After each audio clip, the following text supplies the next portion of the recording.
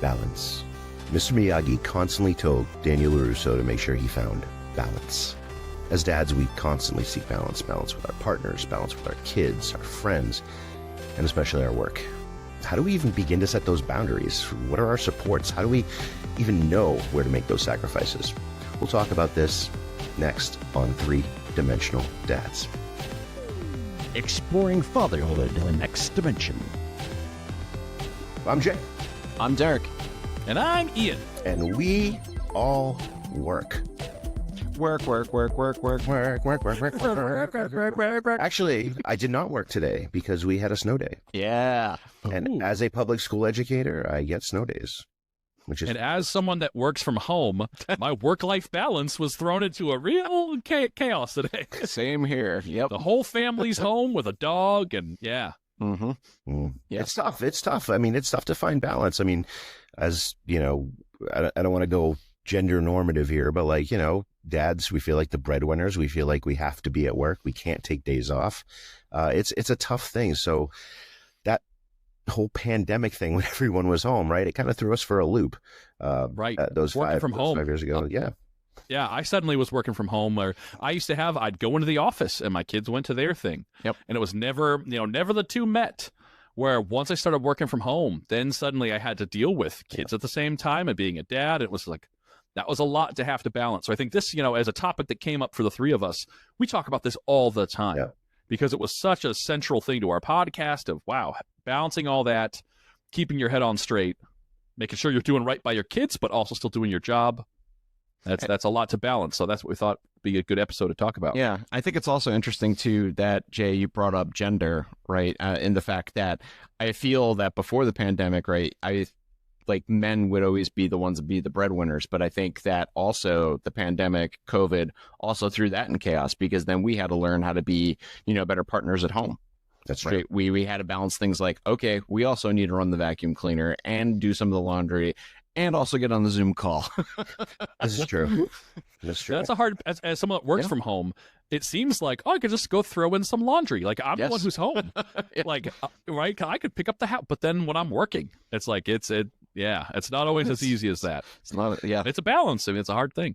And so what does that look like? All right. What does balance look like? We have to have like this 30,000 foot view of what balance is. And I think it means being able to understand that as dads, as parents, as adults, we can't do it all.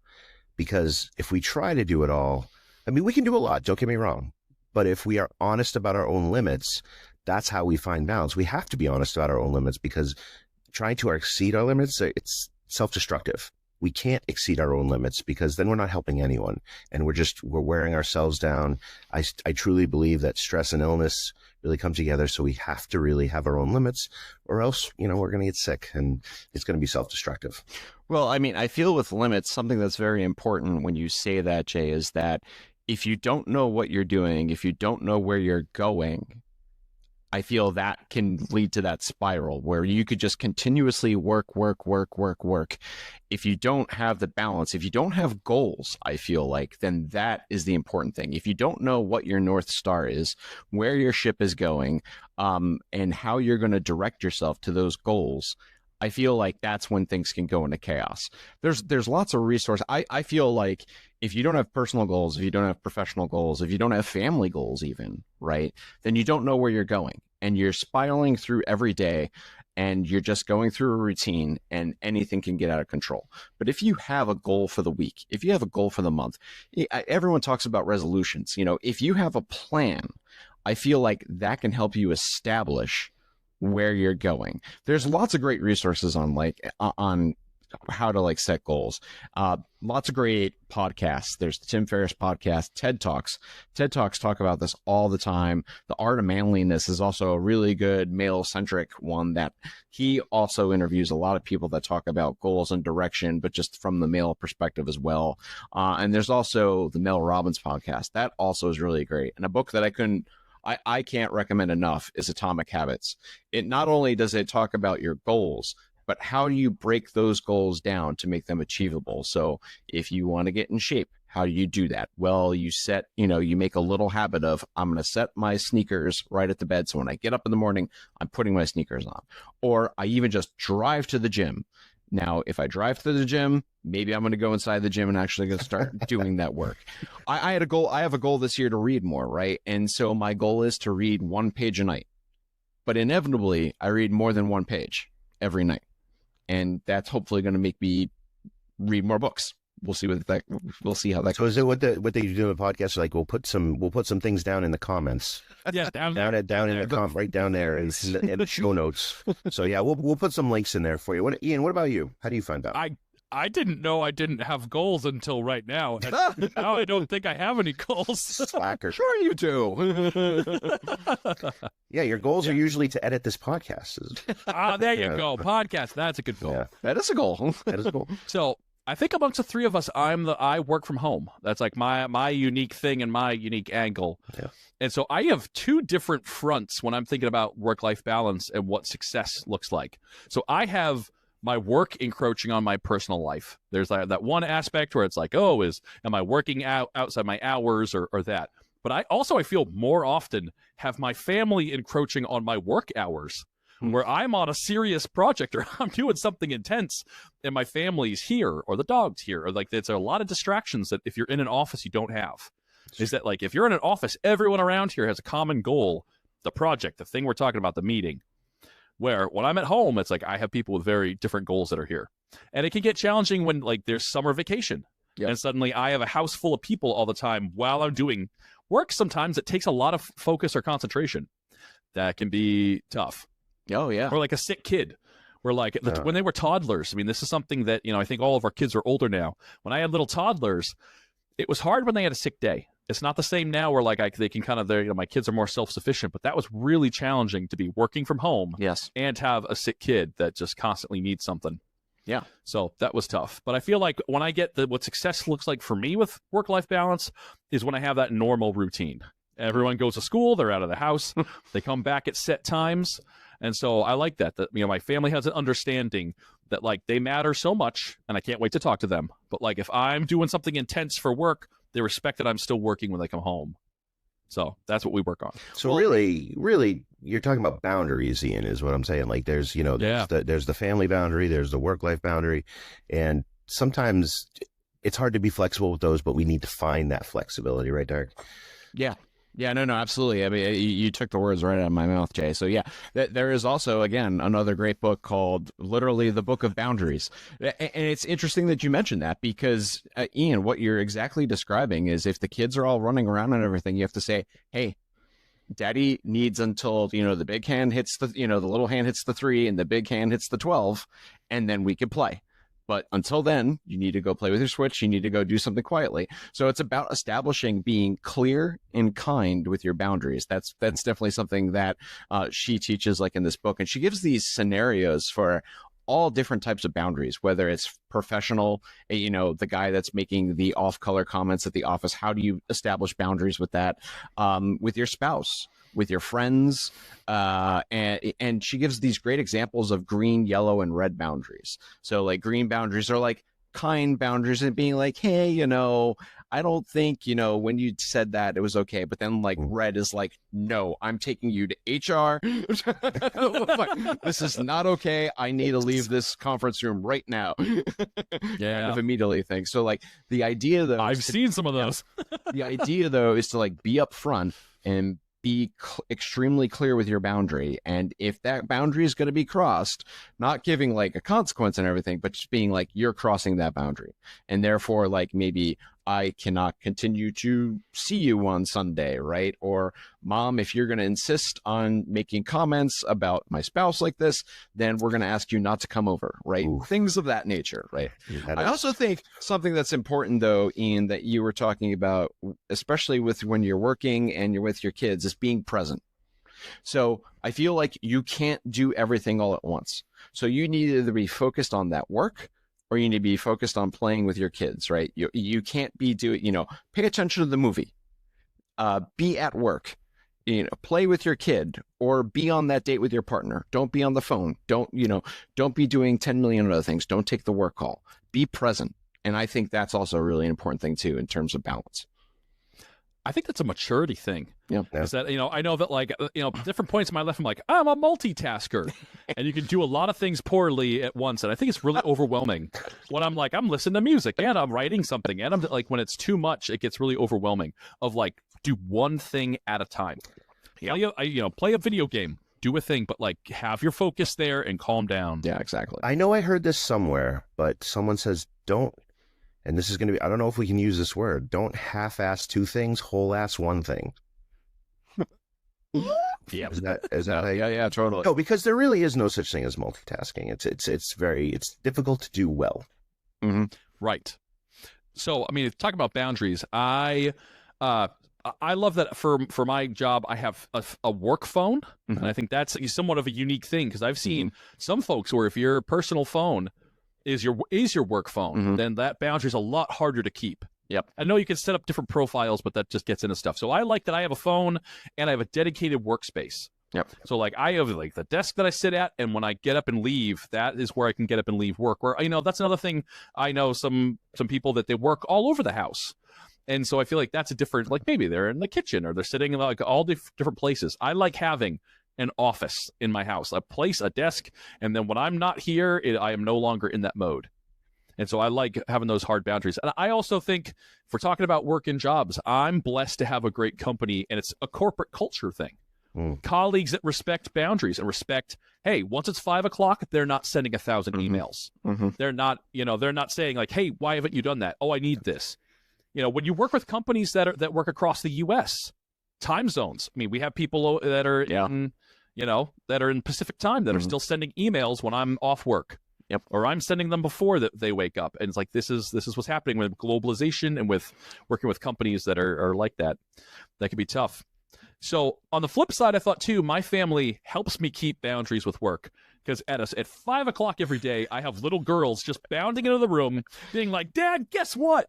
And I've been on work calls where it's like, they're like, oh, is that your kid? Okay. Oh, I think you need to go because they're home.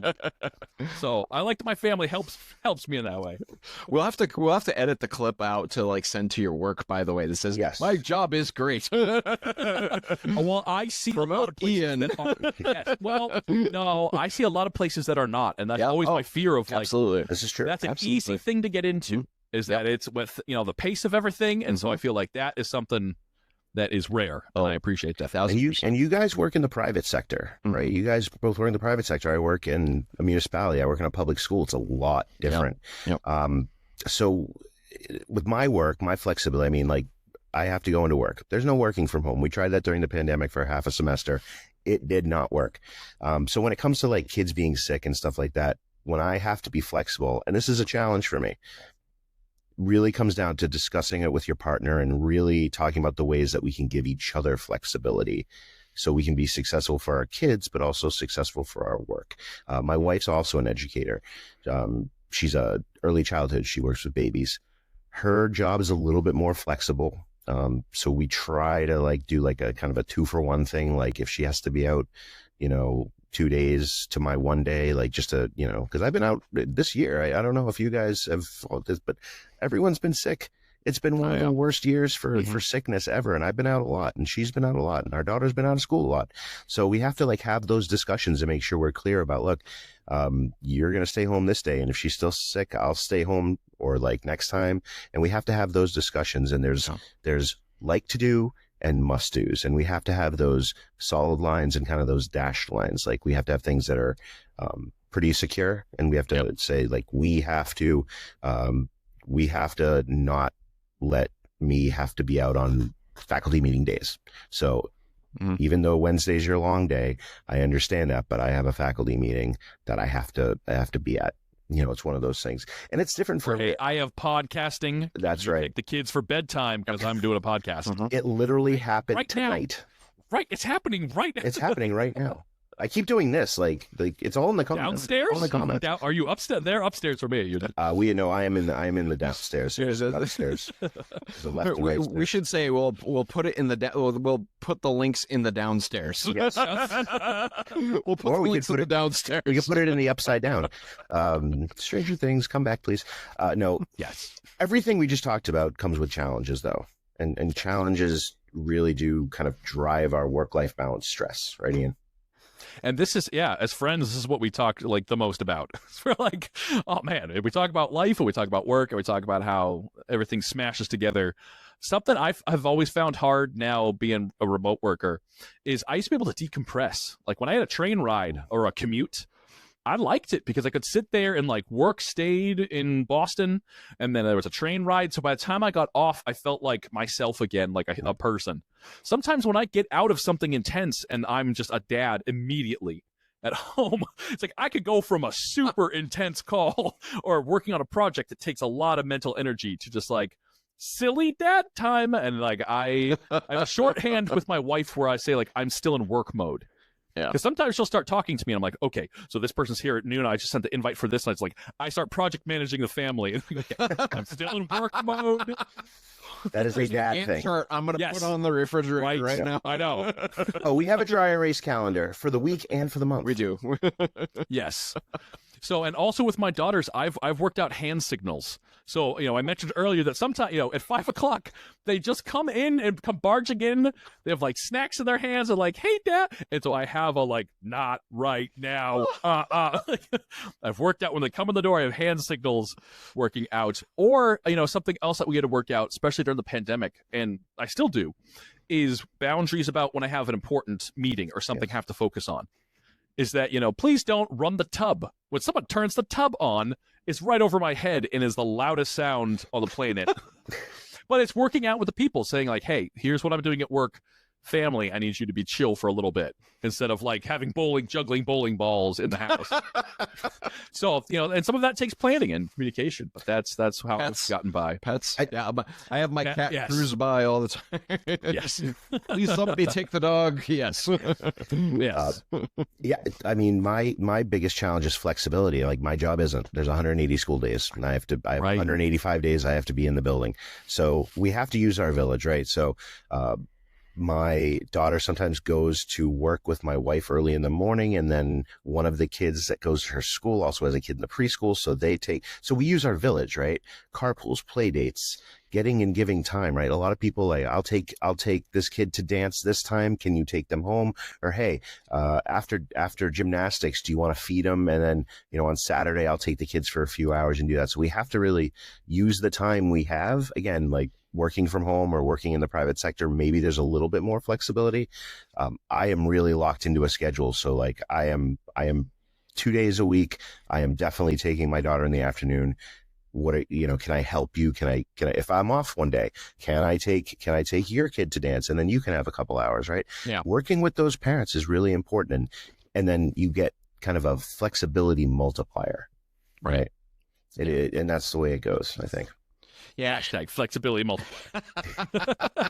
Don't math me. Don't math. No math. Yeah, I mean, not only talking about relationships like with other parents and your neighbors or like even your teachers, right? If you're a parent and your teacher, right? But also with your own spouse, right? Yeah. I mean, making sure, now, in our age, right? I mean, everyone's working. Everyone's contributing. Our spouses are working. We're working. And I talked about, the gender burdens. We have this, innate instinct to provide.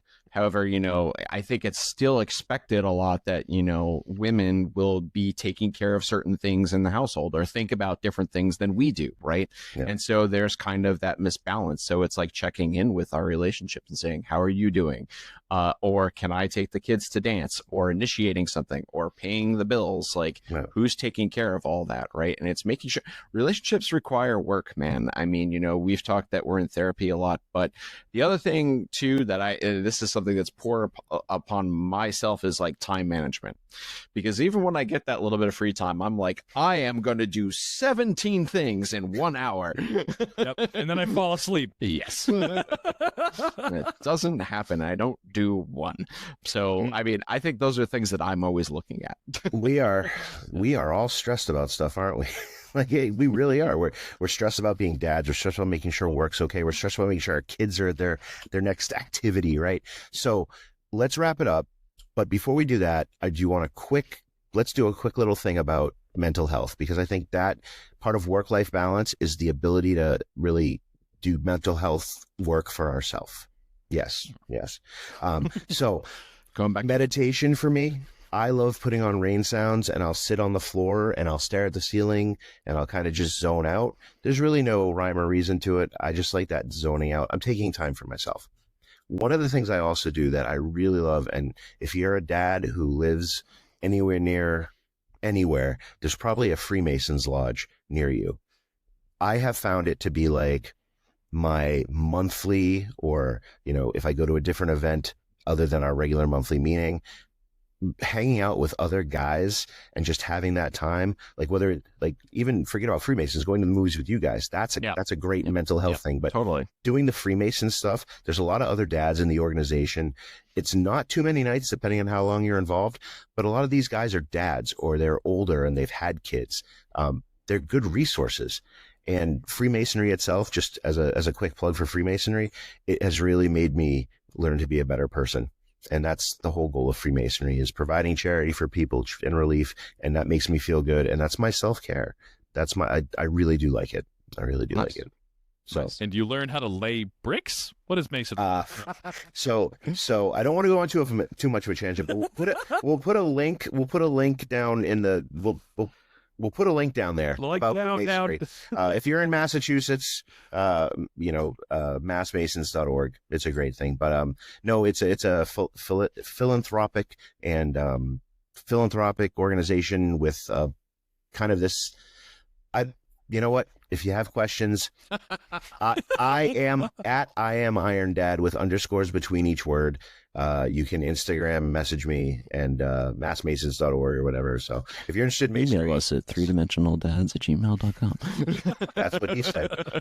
Derrick, how do you get that message in? I think actually, when we were lining this all up, I think we all do some type of kind of mindfulness, kind of some breathing meditation type of thing. And during the summertime when it's nice out, I've got this porch that we renovated, and I just sit out there and I do a little bit of breathing and get some sunlight in my eyes every morning. But I like being physical.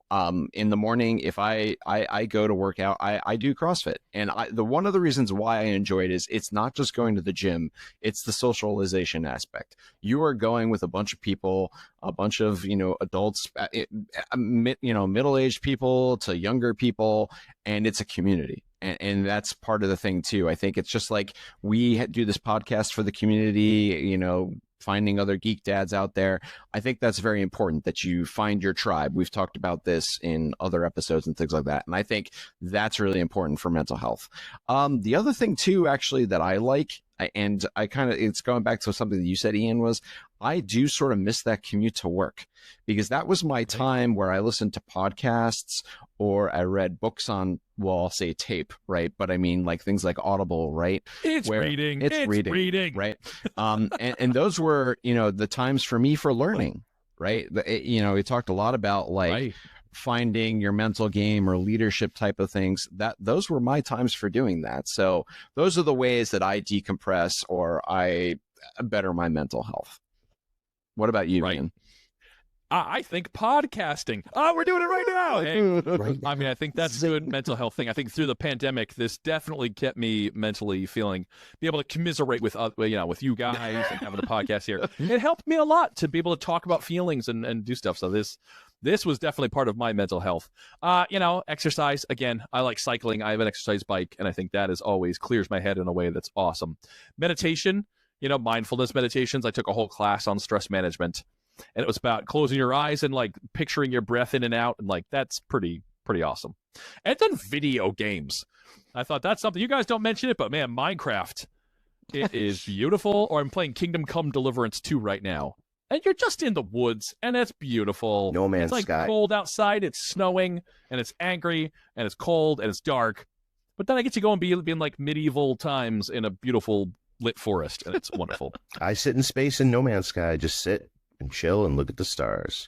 And I think that's David Bowie. I think that's a great place to wrap it up. Thanks, guys.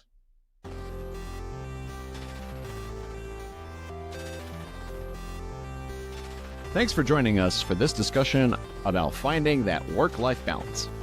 It's not something that we three guys are going to solve in a half hour, but getting this heavy stuff out there is so important to our community of dads. If you like this talk, please follow us on YouTube, Apple, and Spotify. And if you're already subscribed, share us with your friends. So let's lighten it up next time, shall we? For the first time this season, we're going to go old school with some DOS, Dads on Screen.